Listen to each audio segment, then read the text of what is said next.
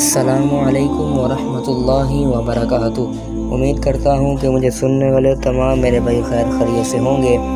حضرت ابو سعید خدری رضی اللہ تعالی عنہ فرماتے ہیں کہ رسول اللہ صلی اللہ تعالی علیہ وآلہ وسلم نے ارشاد فرمایا، جو آدمی مسجد سے کسی تکلیف دہ چیز یعنی گندگی، کوڑا وغیرہ کو دور کرے، اللہ رب العزت اس کے لیے جنت میں ایک گھر بناتے ہیں۔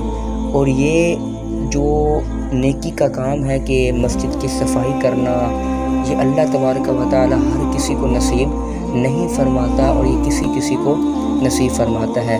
لیکن الحمدللہ جو بندہ، یہ حضور علیہ الصلوۃ والسلام کا فرمان ہے کہ جو بندہ مسجد سے کوئی تکلیف دہ چیز کو ہٹا دے گا، چاہے وہ گندگی ہو یا کوئی اور چیز، تو اللہ تعالیٰ جنت میں اس کا گھر بنا دے گا۔ اللہ رب العزت ہمیں اس حدیث مبارکہ پر عمل پیرا ہونے کی توفیق عطا فرمائے۔ السلام علیکم ورحمۃ اللہ وبرکاتہ۔